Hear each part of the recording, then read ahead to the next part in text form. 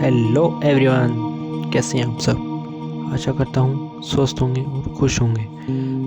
हमारे चैनल पर आप सभी का स्वागत है। इस वीडियो में आपको बताऊंगा रतन टाटा सर के सक्सेस स्टोरी के बारे में। अब तक हमारे चैनल को सब्सक्राइब नहीं किया है तो कर लीजिए और बेल आइकन को दबाना न भूलिएगा।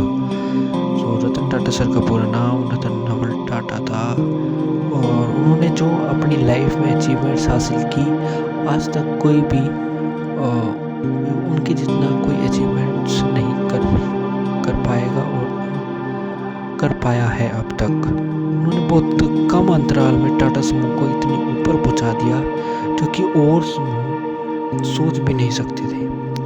उनकी मेहनत और उनकी ईमानदारी के चलते उन्होंने टाटा समूह को वैश्विक स्तर पर पहचान दिलाई। रतन टाटा सर का जन्म 28 दिसंबर 1937 को मुंबई को हुआ था। पिता का नाम नवल टाटा और मां का नाम सोनू था। वह टाटा समूह के संस्थापक जमशेद जी के परपोते थे।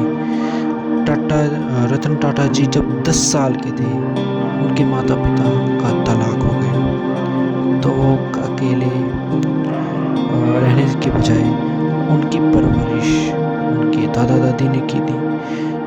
बचपन में वह अपने पिता के साथ मिलते जुलते रहे थे। उनकी शिक्षा मुंबई के कैंपियन स्कूल और कैडेडियल स्कूल जॉन कॉडन स्कूल में हुई। बाद में वह अमेरिका चले गए। उन्होंने अमेरिका जाकर आर्किटेक्चर और स्ट्रक्चरल इंजीनियरिंग की पढ़ाई पूरी की। उन्होंने कॉर्नेल विश्वविद्यालय से वर्ल्ड एडवांस मैनेजमेंट प्रोग्राम भी किया। करियर की शुरुआत उनके 1962 में टाटा में शामिल हुए। उन्होंने जमशेदपुर सत्र में एक अलग पहचान बनाई अपनी। उन्होंने अलग अलग कंपनियों में शुरुआत में एक कर्मचारी बनकर कार्य किया। साधारण कर्मचारी के रूप में शुरू किया। टेल्को में भी एक ट्रेनिंग के रूप में काम किया। अध्यक्ष 1991 में रतन टाटा ने JRD टाटा से टाटा सन्स और टाटा समूह के अध्यक्ष का पदभार संभाला। कंपनी को नई ऊंचाइयों तक पहुंचाया और ऐसा पहुंचाया आज तक टाटा के करियर में उनका नाम बना रहेगा और हमेशा बना है। टाटा ने दूसरी कंपनी को खरीदा 2007, कोरेस्ट्रेल 2008, जैगुआर लैंड रोवर और टेटले टी की कंपनी भी इनके अध्यक्ष में टाटा समूह ने खरीदी।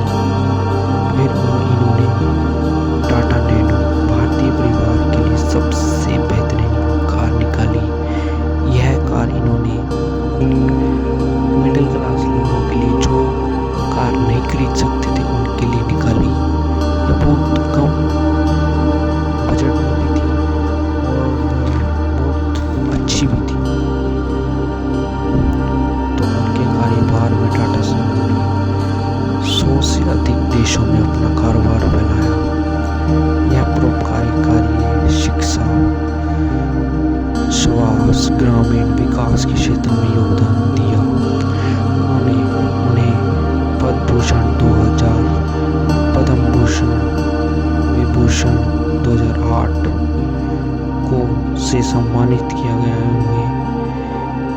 उनकी रिटायरमेंट 28 दिसंबर 2012 को टाटा सन्स से रिटायर हुए।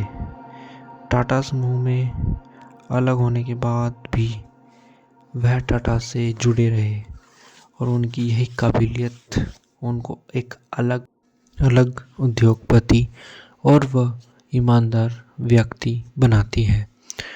उनकी यही ईमानदारी हमें अपने जीवन में उतार कर हमें अपने लक्ष्य की ओर ध्यान देना चाहिए।